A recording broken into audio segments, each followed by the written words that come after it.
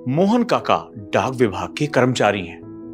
बरसों से वे मधेपुर और आसपास के गांव में चिट्ठियां बांटने का काम करते हैं। आज उन्हें एक चिट्ठी मिली। पता माधोपुर के करीब का ही है, लेकिन आज से पहले उन्होंने इस पते पर कोई चिट्ठी नहीं पहुंचाई है। रोज की तरह आज भी उन्होंने अपना थैला उठाया और चिट्ठियां बांटने निकल पड़े। सारी चिट्ठियां बांटने के बाद वे उस नए पते की ओर निकल गए। वो चिट्ठी लेकर पते पर खड़े थे। दरवाजे पर जाकर उन्होंने आवाज दी, पोस्टमैन। घर के अंदर से लड़की बोली, काका वहीं दरवाजे के नीचे से चिट्ठी डाल दीजिए। मोहन काका मन ही मन में, अजीब लड़की है, मैं इतनी दूर से चिट्ठी लेकर आ सकता हूं और ये महारानी दरवाजे से भी नहीं निकल सकती। मोहन काका बाहर आइए, रजिस्ट्री आई है, हक साक्षर करने पर ही मिलेगी। लड़की बोली, अभी आई।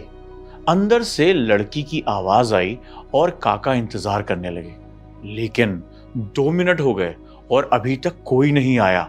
मोहन काका के सब्र का बांध टूट गया। मोहन काका, सिर्फ यही काम नहीं है मेरे पास, जल्दी करिए और वे चिट्ठियां पहुंचानी है। ऐसा कह के काका दरवाजा पीटने लगे। कुछ देर बाद दरवाजा खुला और सामने का दृश्य देखकर काका चौंक गए। सामने एक 12-13 साल की लड़की थी, जिसके दोनों पैर कटे हुए थे। यह देखकर मोहन काका को अपनी अधीरता पर शर्मिंदगी हो रही थी। लड़की बोली, क्षमा करिएगा, मैंने आने में देर लगा दी। बताइए कहां हस्ताक्षर करने हैं? यहां कर दो बेटी। काका ने हस्ताक्षर कराए और वहां से चले गए। इस घटना के 8-10 दिन बाद काका को फिर उसी पते की चिट्ठी मिली। इस बार भी सब जगह चिट्ठियां पहुंचाने के बाद वे उस घर के सामने पहुंचे। चिट्ठी आई है, हस्ताक्षर की भी जरूरत नहीं है, नीचे से डाल दूं? तो लड़की बोली, नहीं नहीं, रुकिए, मैं अभी आती हूं। लड़की भीतर से चिल्लाई और कुछ देर बाद दरवाजा खुला। लड़की के हाथ में गिफ्ट का एक डब्बा था। लड़की मुस्कुराते हुए, काका लाइए मेरी चिट्ठी और ये लीजिए आपके लिए तोहफा। इसकी क्या जरूरत है बेटा?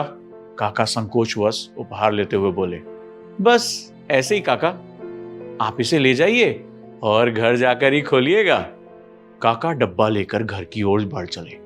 उन्हें समझ नहीं आ रहा था कि डब्बे में क्या होगा। घर पहुंचते उन्होंने डब्बा खोला। डब्बे में एक जोड़ी चप्पलें थी।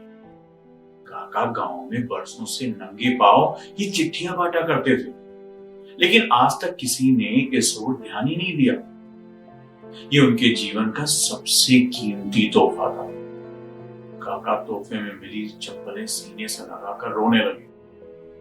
उनके मन में बार बार एक ही विचार आ रहा था, बच्ची ने उन्हें चप्पलें तो दे दी, पर वे उसे पैर कहां से लाकर देंगे? दोस्तों, संवेदनशीलता एक बहुत बड़ा मानवीय गुण है। दूसरे के दुख को महसूस करना और उसे कम करने का प्रयास करना। जिस बच्ची के खुद के पैर ना हो, उसकी दूसरों के पैरों के प्रति संवेदनशीलता हमें एक बहुत बड़ा संदेश देती है। हम भी अपने समाज, अपने आस पड़ोस, अपने यार मित्रों, अजनबियों, सभी के लिए सेंसिटिव बने।